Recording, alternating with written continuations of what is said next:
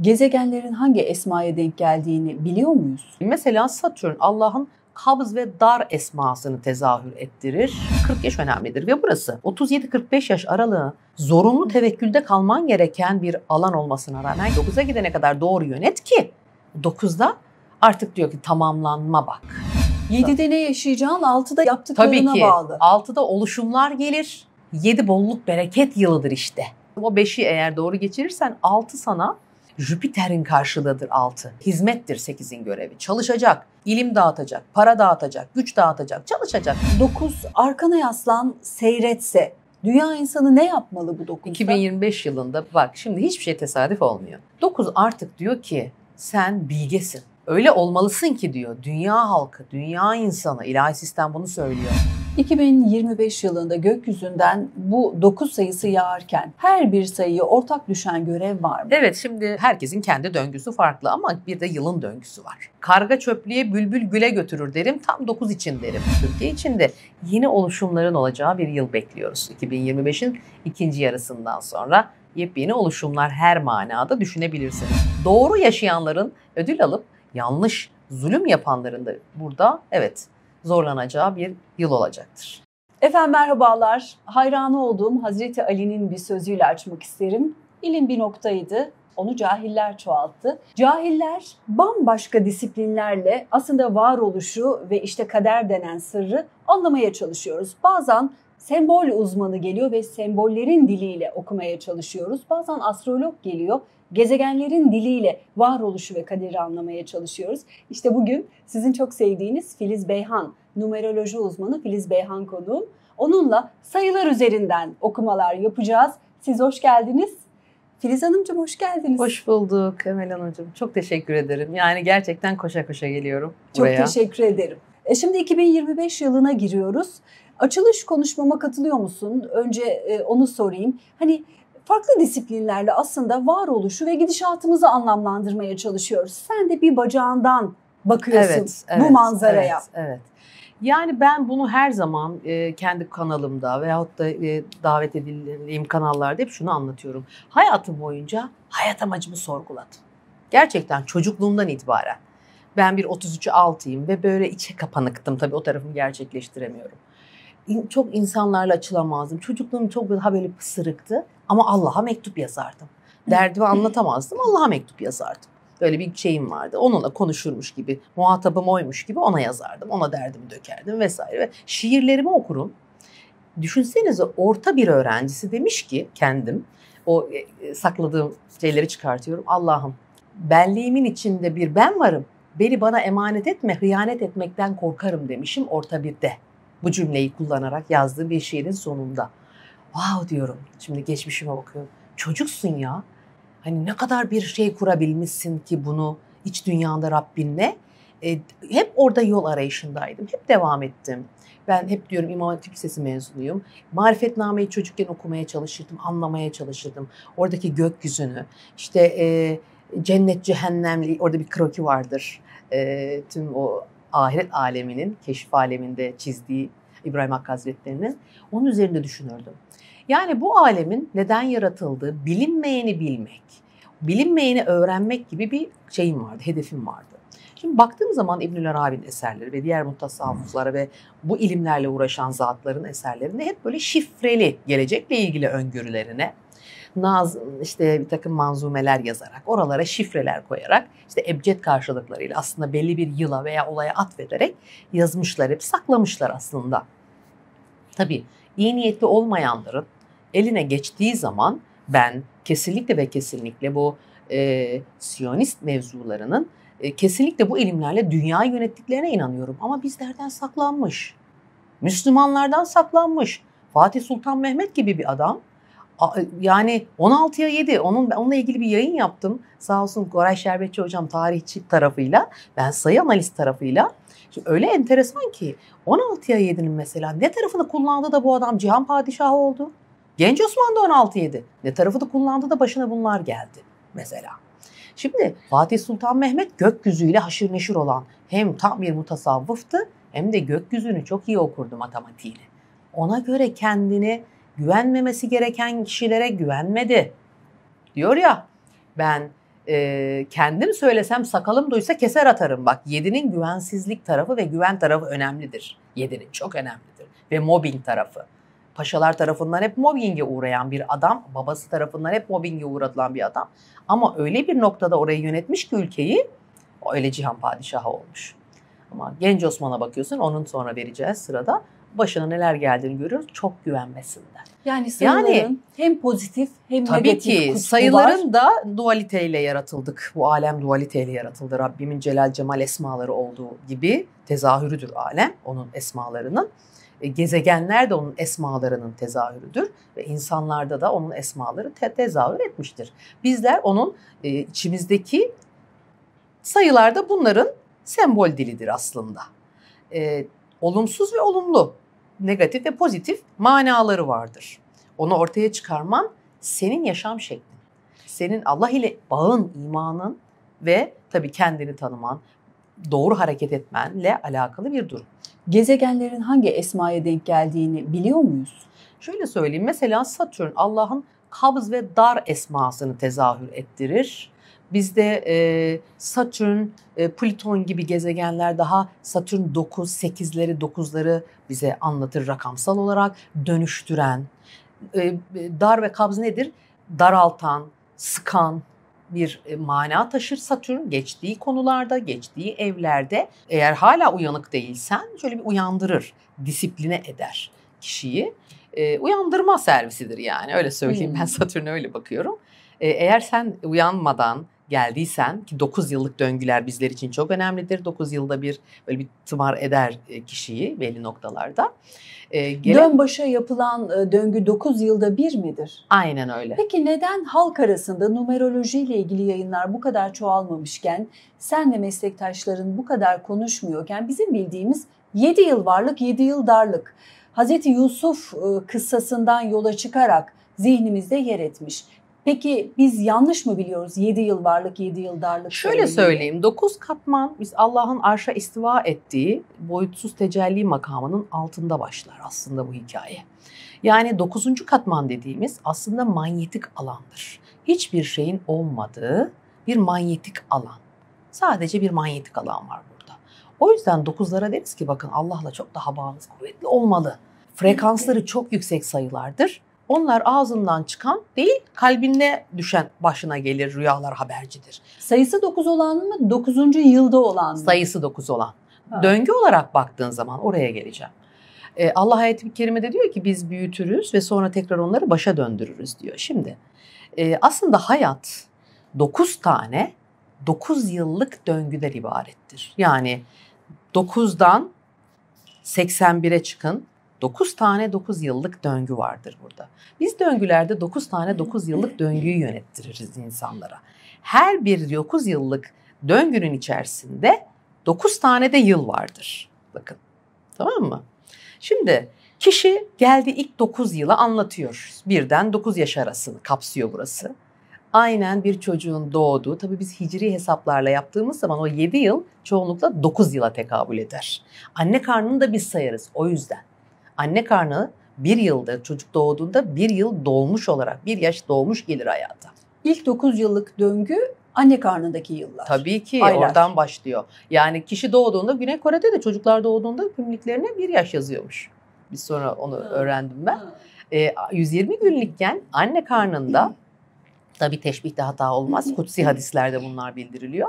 Ve Allah ile melekler arasında bir o çocuğun kaderi yazılacakken anne karnındayken 120 günlükken bir söylem var. Diyor ki orada bu çocuğun cinsiyeti, ömrü, yaşayıp yaşamayacağı, cennetlik mi cehennemlik mi olacağı ve rızkı belirleniyor. Bakın bizim taslağımız belirlendi. Çocuk doğduğu zaman onun olasılıkları, hayatına çekebileceği olasılıklar belirlenmiş oldu. Hani bizim irademiz vardı, biz neyi çekeceğiz diyorlar. Rabbin katında o biliniyor. Allah kulunun neyi seçip seçmeyeceğini biliyor. Cennetlik mi cehennemlik mi olduğu yazılıyor ama umulur ki dualarında, amellerinde iradesini kullanıp değişiklik gösterirse o da Rabbimin takdiridir. Yarım kalan döngüleri nasıl açıklıyor numeroloji? Hani 9 tane 9 yıllık Şöyle, döngü dedik. Şimdi 30 yaşında vefat eden edebiliyor. biri. Şimdi ahir zaman peygamberinin ümmetiyiz bizler. Satürn dönemindeki Hazreti Adem'in 1000 yıl, Hazreti Nuh'un 1000 yıl yaşayan 800 sene 900 sene yaşadığını biliriz. Bunlar Satürn dönemi yaratılan kullarıdır. Daha uzun bir ömrü ifade eder. Ayın yönettiği bir dönemdeyiz. Daha kısadır vakitler ve insan ömrü biyolojik olarak 110-120 maksimum yaşayabilecek bir ömrümüz var aslında bizim biyolojik olarak. Şimdi diyorlar ki 30 yaşında öldü, eceli miydi? Ecel olabilecek bazı yıllar vardır. Önemlidir bizler için. 9 yıllık döngülerdeki 8-9 döngüleri, 9 yıllık o döngü içerisindeki 3 ve 4, 3'ten 4'e geçişler bizim için dikkatli olmamız gereken.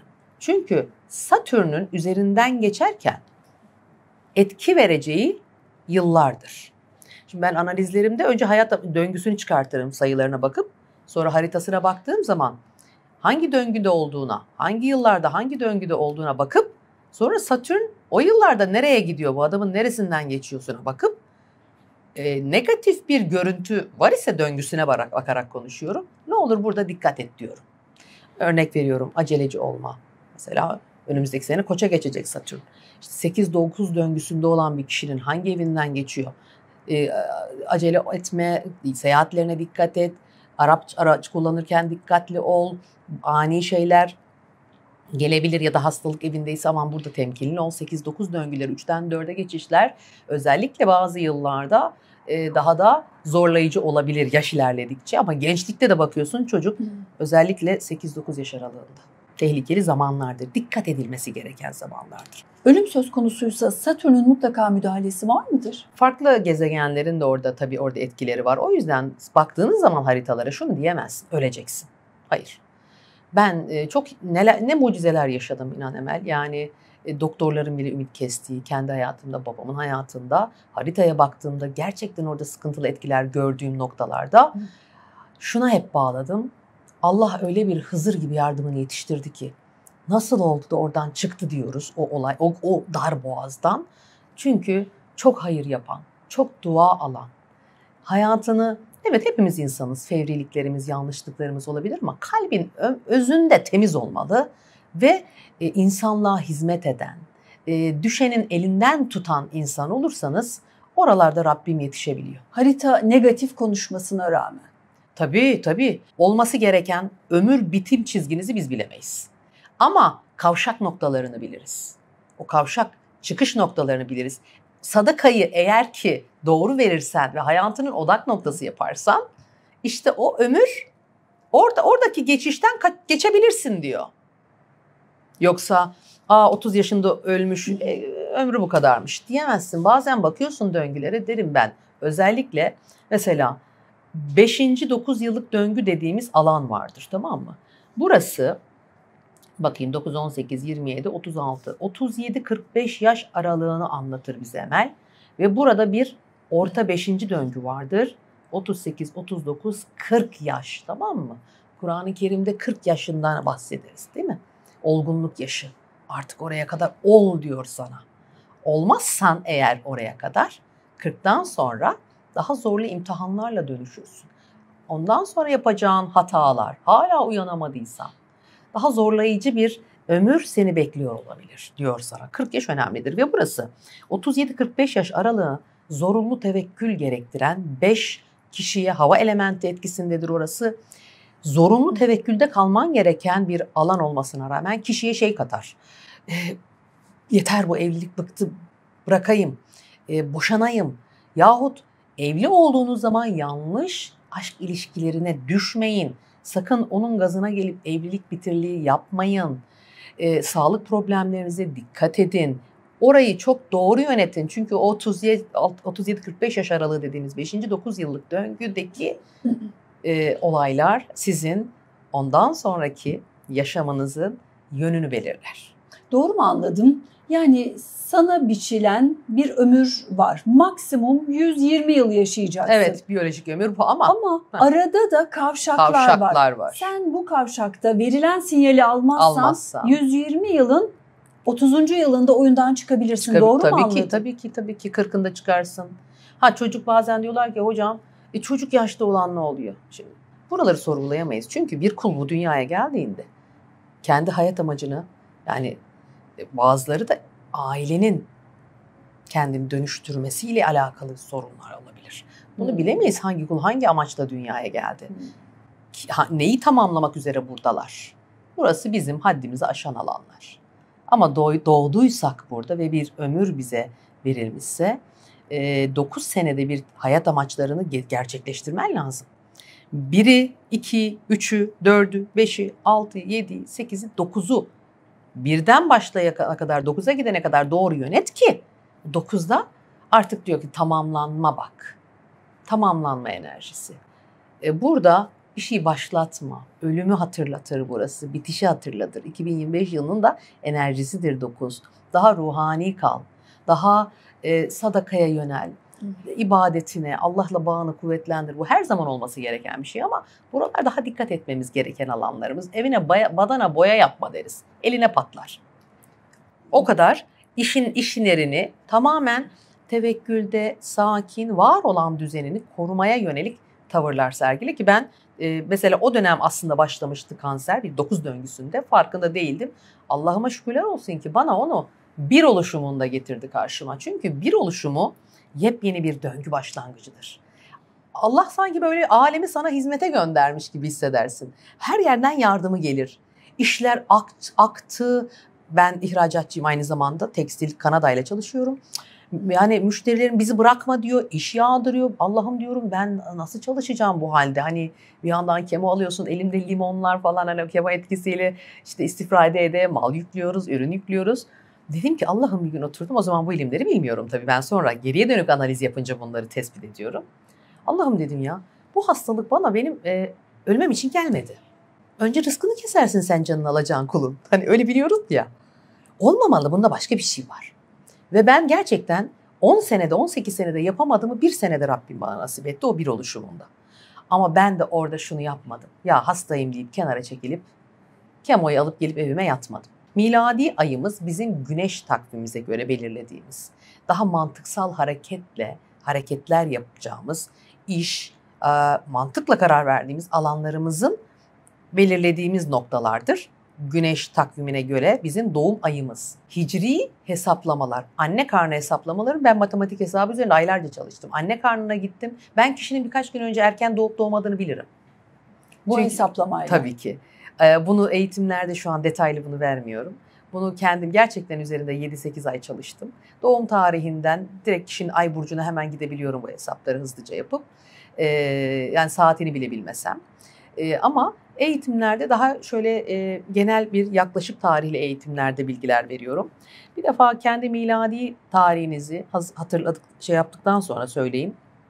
Hesapladıktan sonra, örneğin ben 1975'liyim. 2024'ten 1975'i çıkarttığınız zaman ne oldu? 49 mu oldu? Evet.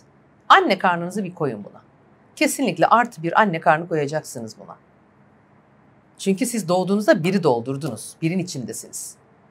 Bunun hesabı tabii ki anne karnı hesaplarında yapıyoruz.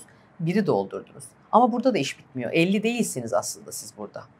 Şimdi miladi ayımızın karşılığında başka bir ay var bizim. Ay takvimine göre olan doğduğumuz vakittir bu. Ama anne karnı ile birlikte hesaplanır.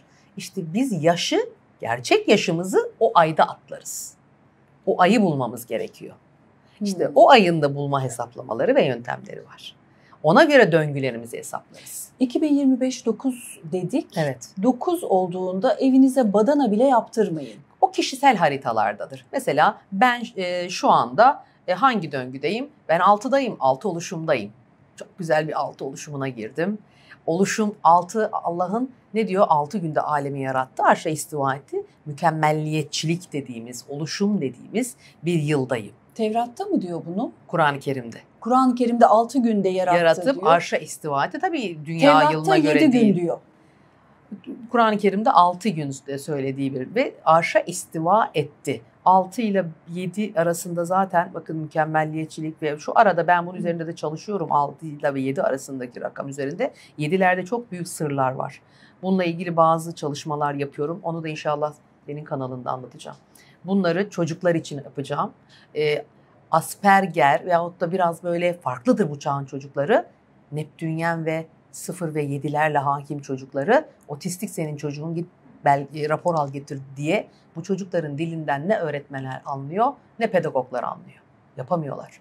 Ben arkadaşımı yönlendirerek birçok arkadaşımı çocuklarının bu sıkıntılı işte konuşamaması, efendime söyleyeyim bağ kuramaması, hiperaktivite odaklanmamaması sorunlarını haritalarında ve sayı analizine bakarak, haritayla birlikte bunları bakarak yapılması gerekenleri çocuk üzerine yaptırıp aştık birçok şeyi. Baba travmaları kaynaklarını görüp ona göre ayrı da olsa babayla haşır neşir olacak, baba şefkatini getirecek, kuracak bu çocuğa diyerek birçok şeyi aştırdık. Bununla gerçekten Emel, bunu ben netleştirdikten sonra diyorum ya, seninle bunu anlatmak istiyorum. Çok önemli bir rakamdır bu 7. Döngülere gelecek olursak evet 6. Bizim Kur'an-ı Kerim'de Allah 6 günde alemi yarattı ve arşa istiva etti. 6 da bize mükemmelliyetçiliği getiriyor. Mükemmele erdirdi çünkü orada. 6 oluşumunda güzellik gelir. Ama sen döngülerinin hakkını veremezsen. Mesela 5'te deriz ki zorunlu tevekkülde kal, bak zorluk gelir burada. Her şeyden kurtulma güdüsü basar sana. Çünkü hava elementi orayı etkiler. Sen yeter artık dersin, evliliğini bitirmek istersin, işinden bıkmışsındır, bırakmak istersin. Hayır deriz, yapma onu orada. Az bekle.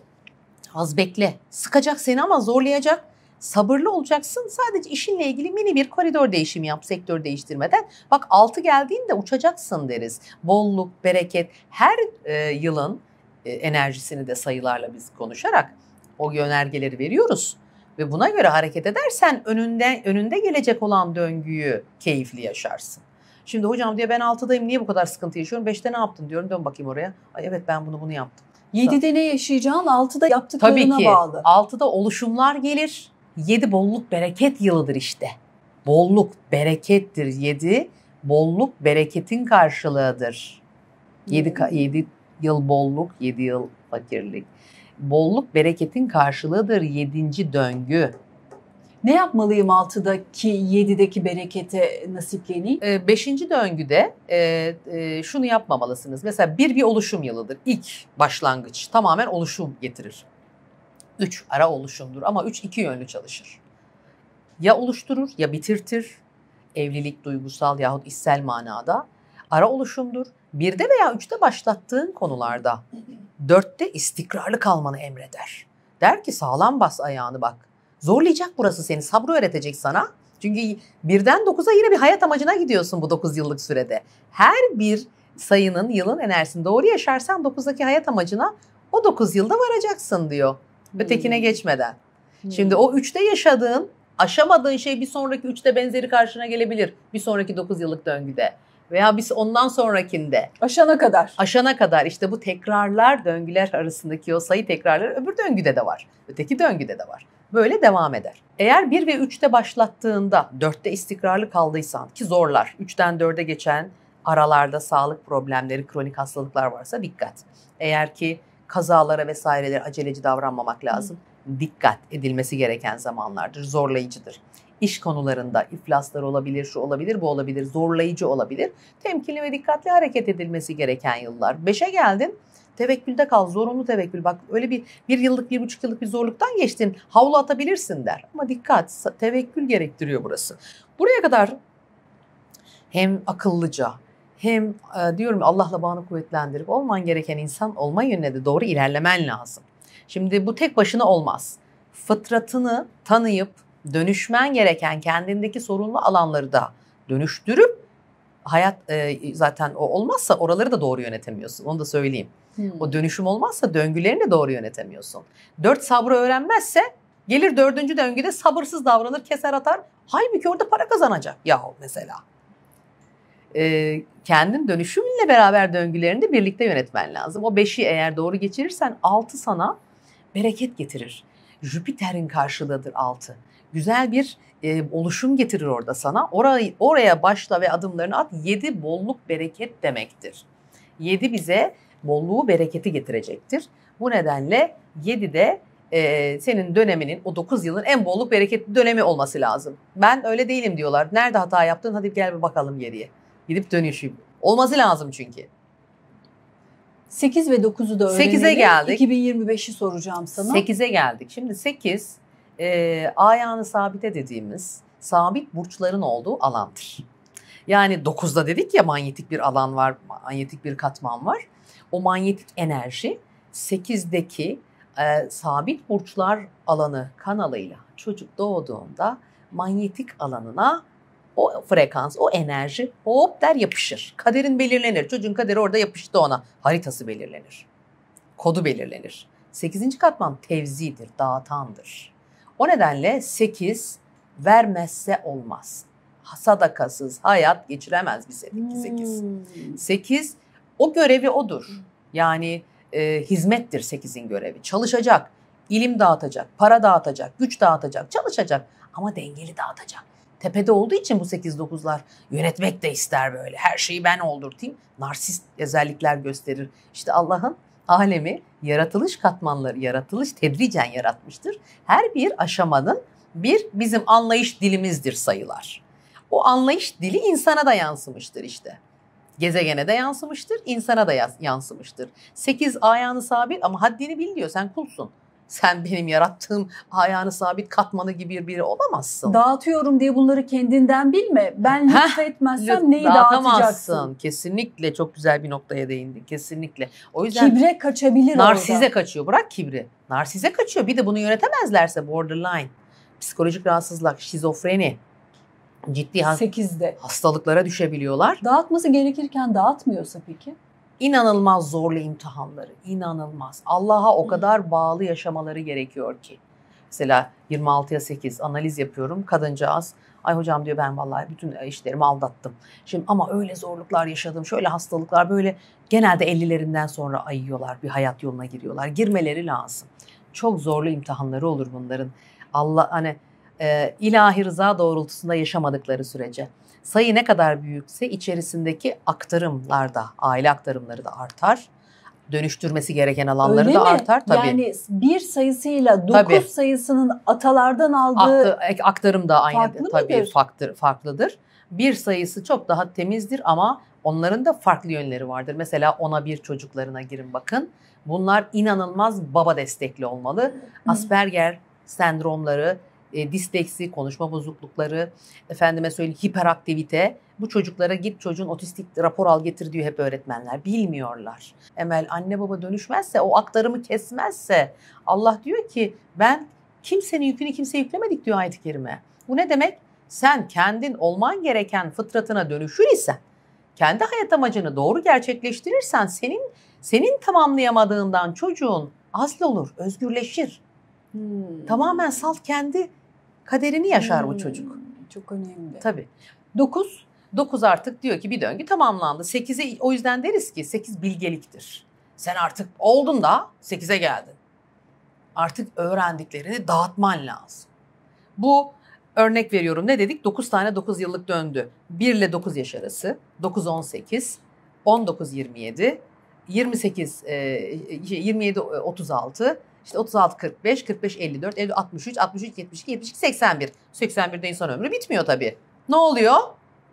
Çıktık 9'a, iniyoruz başa. 82'den sonra 90, 99 falan filan. 81, ondan sonra 9 döngü koy. 90, 99 ilerleyecek. Yine dikkat et 80'den sonra 90'lara yaklaşan bir kul bir başa döndürürüz diyor ayet. Çocuk gibi olur. Altından alırsın. Anlatabiliyor muyum? Evet. Yine başa döndürürüz biz diyor. Artık yine onun için hayat yeniden doğmuş gibi oluyor. 9 artık diyor ki tamamlandın, bittin, oldun. Burası artık senin ölümü de hatırlaman gereken. Ama bunu sadece 80'de, 70, 63'te, 72'de yapmayacaksın. Sen bunu 18'inde de, 27'inde de, 36'ında da 9 döngüleridir. Ama genelde biz hicri hesapladığımız için bunu veriyoruz. Miladiye bakacaksanız arkadaşlar geriye dönük 1,5 gibi yapın. Yani şöyle söyleyeyim. Mesela ben 2024, 1975, 49'um ya. Artı 1,5 yaş koysunlar üzerine. Hadi öyle bir bilgi vereyim. Yaklaşık ama. Tamam neden? mı? O neden? Kendi döngülerinin doğru yerlerini bilmeleri için. Artı 1,5 koysunlar. Artı 1,5 koyun. Tam 2 de değil ama 1,7, 1,5 gibi koyun. Senin sayfanda bu formülü paylaşmadın. Valla paylaşmadım. Danışanlarına ancak bu formülü Danışanlarıma da hicri hesaplarla yapıyorum ama eğitimlerde bunların yaklaşık hesaplarını vererek yapıyorum. 9'da artık bir döngü tamamlanıyor. Birden 9'a kadar sayıları anlattın ama dünyanın da etrafında 9 yağıyor. Evet. Peki bu 9 arkana yaslan seyretse dünya insanı ne yapmalı bu 9'da? 2025 yılında bak şimdi hiçbir şey tesadüf olmuyor. 9 döngüsündeyiz, 9 sayısındayız. Sayı olarak 9'dayız. Yani Evet. 2025 sayı olarak 9'dayız. Ne dedik? 9 tamamlanmadır. Sen 9 yıl ve şimdi 18-27 yıllar ve 9'ar önceki yıllar o 9 döngüsünde etkilidir. Yani ne olduğuna bakmak lazım. 9 artık diyor ki sen bilgesin.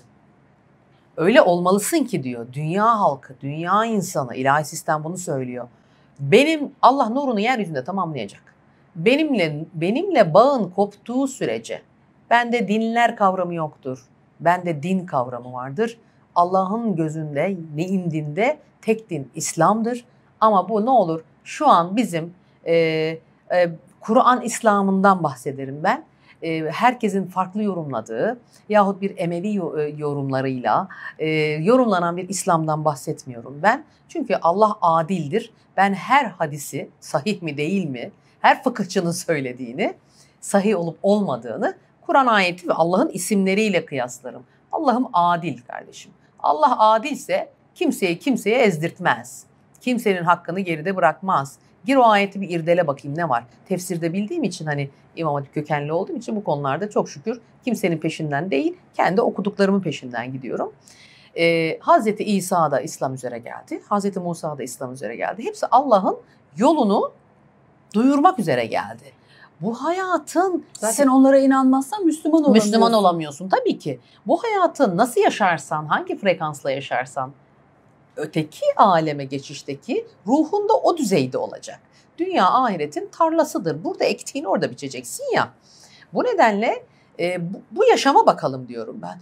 Millet gitmiş ruhu araştırıyor. Millet başka bir şey. Ya sen bir halk insansın. Bilim adam ne yapıyorsa yapsın uğraşsın. Daha buradaki görevini tamamlayamamışsın. Daha kendini bulamamışsın. Kendini tanıyamamışsın. Kuantumdan enerjiler çekiyorlar. İşte sonsuz olasılıklardan. Sonsuz olasılıklar Rabbim işi. Evet, sonsuz olasılıkları Rabbim yaratır zaten. Ama sen sonsuz olasılıkla yaratılmadın. Senin bir ayağına sabiten var. Taslağın var. Oradaki senin için çizilen sonsuz olasılıklardan ancak alabilirsin. Yaşam şeklinle, iradenle, onunla kurduğun bağınla bunu alabilirsin. Yaratılmış olan olasılığı hayata geçirebilirsin. O kadar. Yoksa sabahtan akşama kadar manifest yaptım deyip yaratım yapamazsın. Kafanda bunu yapabilirsin de diyoruz ki kalpte niyetler başlar. Ona göre sanat çizilen olasılıklar etrafına gelir. Niyetini temiz tut ki senin için Rabbim temiz olasılıklar, güzel olasılıklar getirsin etrafına. Cumhurbaşkanı olmayı hayal ediyor, örnek veriyorum. Yahut ne bileyim bir dünyaca ünlü bir Elon Musk olmayı hayal ediyor adam. Güzel, kurarsın. Gerçekçi hayal kur derler bazılarına. Ben haritasına bakarım. Sen Elon Musk olamazsın. Kapasiten burada bu. Yani olasılık veya görüntü bu. Anlatabiliyor muyum? Ama sana çizilenin en üst seviyesine çıkabilirsin. Onun için de bunu yapman lazım. Rahman suresi 29. ayette şöyle bir ifade var. Allah her an yeni bir şandadır. Şimdi bu manifesti konuştuk, yaratımı konuştuk. Önce yaratım oluyor, sonra ben mi istiyorum? Yoksa benim isteğime karşılık ayet delilse yaratım mı oluşuyor? Şöyle, zaten yaratım yaratılmış Allah tarafından. Kün feyekün oldu, bitti olmuş. mi? Evet, burasını biliyoruz. Kalem kırıldı. Kalem kırıldı. Orayı biliyoruz. Ama Rabbim senin neyi seçeceğini de bilir kulunu. Bilmez mi? Hani bir baba ne der oğluna? Ya para verdi batırdı, ya biliyorum parayı batıracak ama yine de verdim. Hani bir yapsın da bir kendi görsün. Bak bir küçük bir dünyamıza indirge bu mevzuyu. Yaratılmış, zaten yaratılmış. Ama kuluna da irade vermiş. O kul. Önce ne dedim? Kalpte başlayacak niyet. Güzel başlayacak. Kalbinde bir yaratımı başlat ama doğru başlat. Orayı başlattığın duruma göre aşkı, sevgiyi istiyorsun Allah'ım. Beni bu dünyada mutlu edecek, huzurlu edecek, seninle bağımı hep daim tutacak. Bana öyle bir aşk ver ki seninle birlikte, yani seni de unutturmasın bana. Sen de hep var ol aşkta diye bir aşk istemek var. Allah'ım şu adamı çok istiyorum. Şu adamı bana nasip et demek var. Boşansın gelsin. Mesela hop şekillendi her şey. Senin çekeceğin ve önüne geleceklerin. Burada attın onun tohumunu. Ve bunun için niyet ediyorsun, dua ediyorsun vesaire vesaire. Sonra ne oluyor? Yanlış çektiğin yerde işte adam geliyor. Zinaya gidiyorsun. Yanlış ilişkiler yaşıyorsun. Kadın tespit ediyor. Efendime söyleyeyim, olaylar birbirine giriyor. Ya da adam neyse, kadın koca fark etmez. Rezalet çıkıyor. Gidiyor onu vuruyor. Öteki bilmem ne. Olay bak ne oldu, gitti sonuca.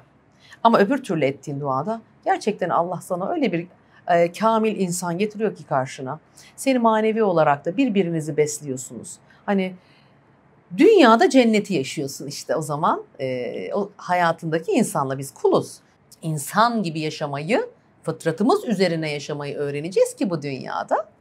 Biz de ahirete gittiğimizde diğer boyutlarda da ona göre o frekanslı oralarda olmak zorundayız. 2025 yılında gökyüzünden bu 9 sayısı yağarken her bir sayıya ortak düşen görev var mı? Evet, şimdi onu söyledim. Tabii ki her bir sayıya bireysel olarak herkes bunu yapmalı. Herkesin kendi döngüsü farklı ama bir de yılın döngüsü var. Biz tesadüf müdür? Şimdi retro ile giriyoruz. Mars retrosu ile giriyoruz 2025'e. Peki bu Mars retronun etkisi nereye kadar sürecek? Şimdi Mars 6 Ocak'ta Aslan'da olacak. 6 Ocak'ta 25 Şubat arasında da Yengeç'e geçecek. Şimdi inanın 6 Ocak'a kadar, böyle Ocak ortalarına kadar karışabilir. Gerçekten Mars retrosunun Aslan'da olması biraz daha sıkıntılı durumlar getirebilir ama böyle Şubat sonlarına kadar dünyada da bir şey hakim olabilir artık. 9 da onu söylüyor. Diyor ki artık daha ruhani ol. Daha merhametli, vicdanlı, bilgeliğin sayısıdır. Öyle bir bilge ol ki diyor. 9'da biz 9'lara onu deriz, bak sana emredilen şu. Bilge olmalısın. Ama bunu yaparken insanları zulmünle yönetme. Çünkü zulüm de edersin. Sen 9'sun. Üstteki bir rakamsın. Benim istediğimi oldurtacak şeklinde de bunu yaparsın diyor. Sana bu yaramaz diyor. Sen tevekkülde olmayı zorunlu yaşaman lazım. Bilgeleşerek kendini örnek haline getirip insanların seni o liderlik koltuğuna oturtulması gereken bir kulsun. Ama bunu zoraki yapamazsın sen. Sen kendini yetiştirmelisin pozitif yönde. Karga çöplüğe, bülbül güle götürür derim. Tam 9 için derim. Kendini nasıl yetiştirirsen sorumlu olduğun halkı oraya çekersin. Çünkü 9 yüksek frekanstır. 9'u sevmeseler de getirirler, oturturlar o koltuğa, liderlik koltuğuna. O yüzden 9 çok iyi donanılmalı. Hem ruhsal hem ruhani, rahmani ve bilgelik makamında olması gereken bir sayıdır 9. Şimdi bu yıl böyle bir yıl. Türkiye'nin sayısıyla eşleşiyor mu? 29'u evet 9'dur Türkiye. Türkiye'yi kimse küçümsemesin. Toprakları şu kadar bu kadar diye bakmasın. Biz çok köklü bir devletiz. Türkiye'nin sayısı da 9. 9'uz biz. Bizler kendi... Dünyanın sayısı da 9, 2025'in sayısı da. Evet, biz kendi içimizde çok güzel bir milletiz. Bakın birbirimize düşsek bile bir vicdansızlıkla, merhametsizlikle, zulümle karşılaştığımız zaman ayağa da kalkan bir toplumuz. Tarih boyunca zulüm edilen milletlere hep kucak açmıştır Osmanlı'dan beri. Yani Türkiye'de öyle, memleketimiz. Tabii ki bunları belli sınırlar dahilinde yapmak lazım, kontrollü yapmak lazım ama 9 bilgi olmak zorunda. Dünyaya uyan diyor artık. Yani burada zulmedenlerin bedel ödeyebileceği, bakın. Şimdi Merkür retroları, Venüs retrolarının olduğu, 2 tane oradaki tutulmaların olduğu bir yıla girişecek bunlar. İlk 6 ayı zorlu. 9'un her yılın ilk 6 ayı kendi enerjisini daha salt gösterir. Ama Haziranlardan sonra artık bir oluşumu gelecek bizim hayatımıza. Yeni bir döngü başlıyor dünya içinde. Türkiye için de, Türkiye gerçi 5. 6. oluşum döngüsünde, Türkiye için de yeni oluşumların olacağı bir yıl bekliyoruz. 2025'in ikinci yarısından sonra yepyeni oluşumlar her manada düşünebilirsiniz bu oluşumları. Erken seçim ihtimali olabilir. de gündeme gelecek. Her şey olabilir. Evet. Anlıyoruz. Evet, bunlar da olabilir. Ama ilk 6 ayını doğru yönetmek lazım. Yani gerçekten duyarlı toplumların, hassas toplumların daha vicdani, merhametli, duygusal da yaklaşabilecekleri o Şubat ayı, 25 Şubat'a kadar, 6 Ocak 25 Şubat'a kadar olan dönemde duygusal tepkilmelerimizin de olabileceği bir süreç olur. Kadınlarımızı koruyalım, çocuklarımızı koruyalım. Yaşlılarımızı, annemizi, babamızı, sağlıklarını kontrol ettirelim.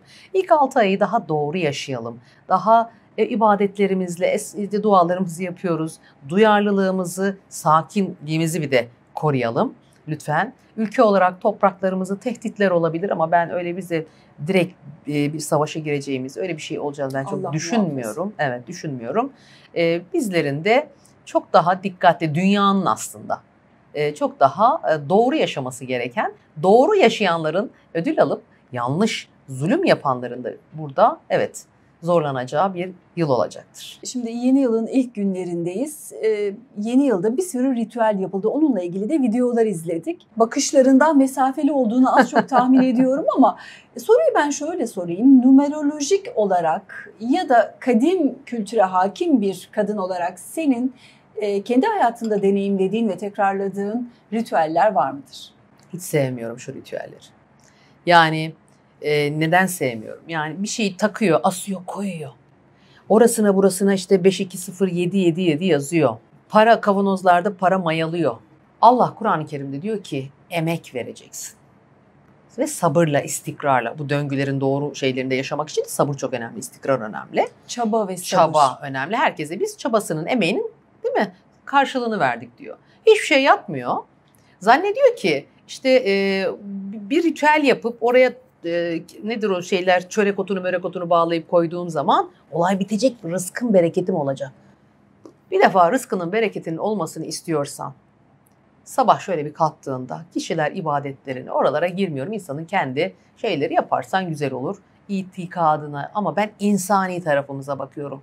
Şükür enerjisinde olacaksın ya. Sabah kalktığında Allah'ım sana şükürler olsun. Benim ritüelim bu diyorsun. Benim ritüelim ne yapıyorum biliyor musun? Sabah bir kalkıyorum. Allah'ım sana şükürler olsun. Evladım sağlıklı, ben sağlıklıyım. Ailem, sevdiklerim sağlıklı. Köpeğim, kedim hepsi sağlıklı. Ben huzurlu bir hayat yaşıyorum. Sana şükürler olsun Rabbim diyorum. Bismillahillezî lâ yadurru me'asmi şeyin fil ardı ve lâ fissemâi ve semîl alîmi okuyorum. 3 kere. Sonra kalkıyorum. Allah'ım bu güzel günün en güzel mucizelerini yaşamayı bana nasip et ya Rabbi diyorum. Kalkıyorum, işime gücüme bakıyorum. Ondan sonra emek veriyorum, çabalıyorum, çalışıyorum. Hedefler koyuyorum. Alın bir beyaz kağıt elinize. Üzerine İnşirah suresini yazıp altına 7 tane niyet yapın. Bu yıl Allah'ım senin izninle işte kitap yazmaya niyet ediyorum. Başlattığım bu eğitimleri tamamlayıp bunun eğitimlerini vermeye, kendime bunu bir meslek haline getirmeye niyet ediyorum. Şurada kendime bir ev almaya niyet ediyorum ya Rabbi diye karşılarına adaklarını yapacaksın. Yani bunu gerçekleştirirsen buna bir bedelini öde.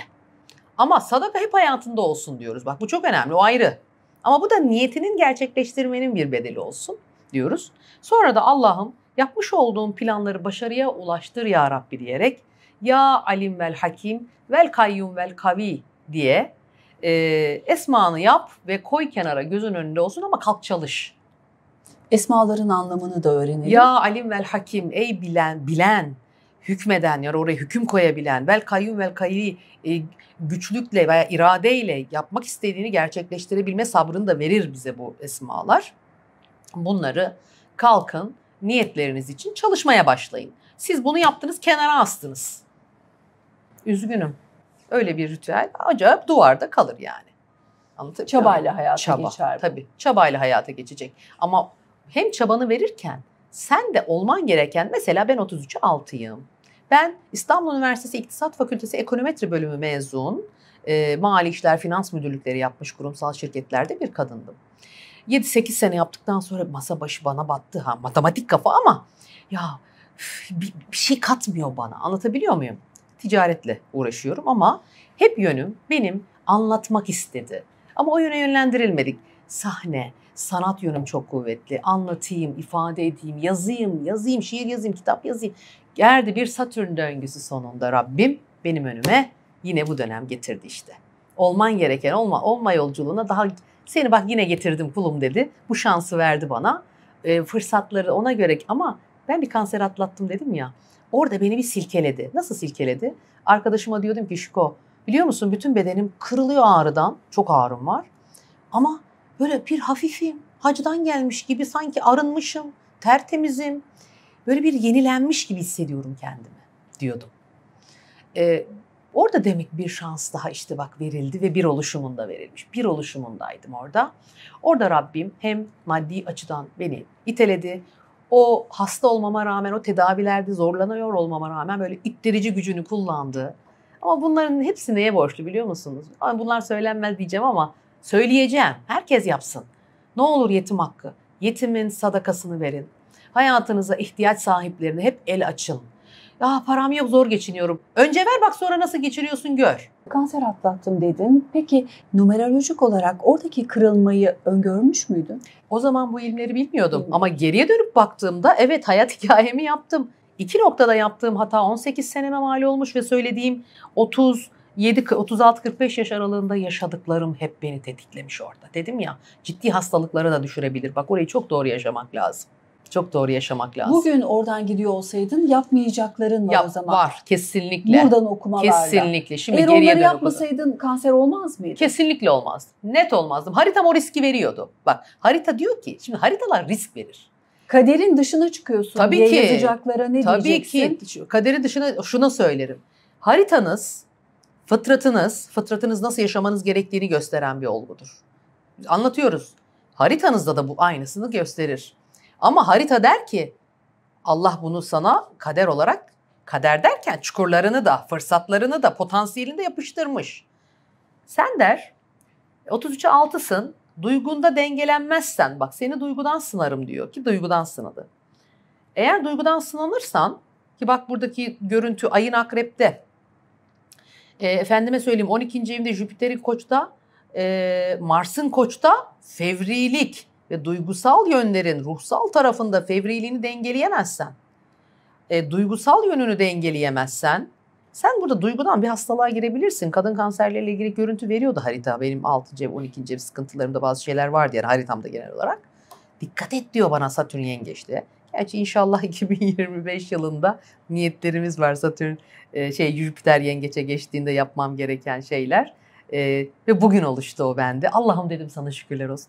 Rabbim sana şükürler olsun. Nasıl bugün oluştu? Aydırdın. Bugün oluştu. Bugün bize gelirken. Çünkü evet, arabada ve hemen bağlantılarını yaptım. Onunla ilgili bazı çalışmalar ve almam gereken eğitimler, yurt dışından bazı konular var. Ve Jüpiter'in yengeçi orada bana nasıl desteklemesi gerektiği üzerinde düşünüyordum aylardır. Rabbim orada bana bir kapı açtı. Aç bana Allah'ım dedim. Göster bana bunu.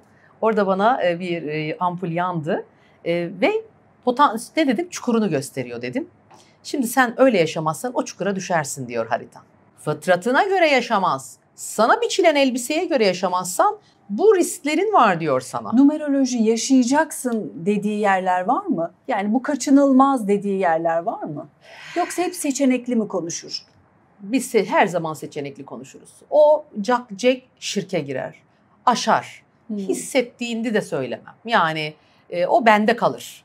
Hep uyarı olarak veririm. Derim ki lütfen yani çünkü bakıyorsun yani dönüşmeye niyeti yok. Israr ediyor hatada karşıdaki kişi. Anlatabiliyor muyum? Hani burayı toparlamazsan, kendindeki bu dönüşümü gerçekleştirmezsen zorlayıcı olabilir bak bu etkiler şu konularda diye biz veririz her zaman. Asla onu cak diye konuşmayız. Hayır. Bazıları geliyor, hocam diyor ya ben şu astroloğa gittim, bana dedi ki bu adam 5 para etmez, boşa bunu boşa. Sen niye demedin? diyor. Senden de onu bekliyordum ki gaza gelip adamı boşayayım. Benden onu bekleyemezsin. 5 döngüsündesin, burada boşa demem. Zaten demem, o ayrı bir konu. Döngüsel olarak demem. 5'te hiç demem. Ama 9'da da olsaydım önce şunu derim. Bak gel, evliliğinle ilgili bazı esmaları var. Vereyim, oku, kendini dönüştür. Çünkü sen dönüşünce adam da dönüşür. Sen kendinden mesulsün dönüşme konusunda. Bakıyorum senin evliliğin de tekamülünü de tamamlaman gerekiyor aslında. Keşke dönüşebilsen. Ben bunu vereyim, iradi karar sizindir derim. Hani burada boşanma doğru zamanın peki neresi? Evet, burası 9. döngü. Yapmak istiyorsan burası bitiş enerjisi getirir bize. Mutlu yıllar diliyorum. Evet, yeni ben yılda de daha sık görüşmek dileğiyle. İnşallah herkese yepyeni, çok güzel, huzurlu, bereketli, sağlıklı. Önce sağlık olmayınca olmuyor. Onu çok deneyimlediğim için dibine kadar. Önce sağlık diliyorum. Sonra bolluk, bereket, huzur herkese diliyorum. Çok teşekkür ediyorum. Asıl ben teşekkür ederim. Bütün dileklerin için amin diyorum. Yorumlarınızı bekliyoruz. Bir kez daha güzel bir yıl olsun hepimiz için.